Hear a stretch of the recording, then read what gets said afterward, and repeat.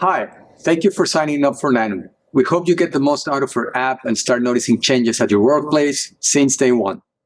We're a team of scientists and engineers passionate about language and communication. We get advice continuously by a group of scientists and practitioners in the fields of organizational behavior, leadership, coaching, diversity and inclusion, computational linguistics, and other domains. We built the Nano app considering empirical research, so the feedback you get is science-based.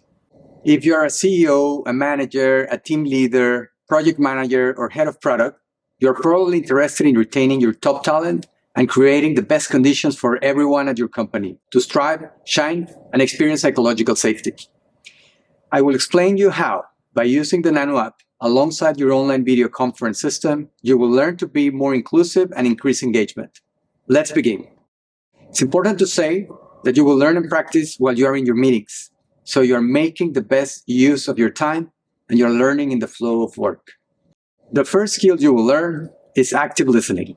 Active listening, also known as empathetic listening, speaker-listener technique, reflective listening, and dialogic listening, is one of the most important communication skills.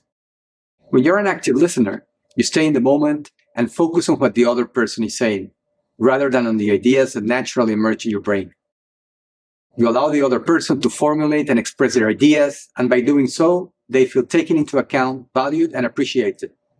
This, in turn, creates an ideal environment to foster self-confidence, trust, psychological safety, creativity, and other conditions that are essential for high-performing teams.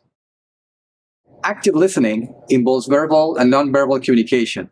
Nonverbal communication includes eye contact, or in the digital world, looking at the camera lenses, leaning forward, and nodding.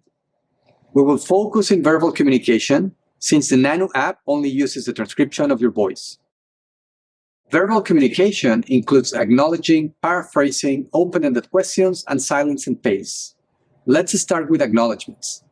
Acknowledgements, technically called back channels in linguistics, are expressions like aha, right, I see, got it, and similar ones that indirectly tell the other person that you're actually listening to what they are saying. The second active listening behavior is asking more open-ended questions than closed questions. Suppose you ask, are you going to change the API, or will you keep using the same one? In that case, you reduce the chances of the other person to elaborate. So an active listener, questioner, would rather ask, what alternatives have you considered to fix the issue, or what are you planning to do? The third behavior is paraphrasing.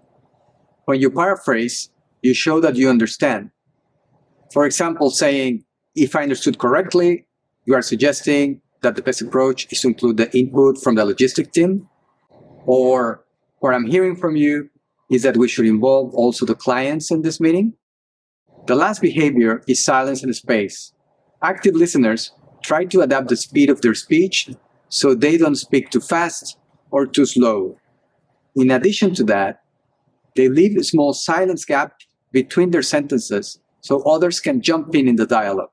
We finished with the 4 active listening behaviors. Now it's time to put them in practice. Before you open the Nano app and start actively listening in your meetings, I will explain you how to use it.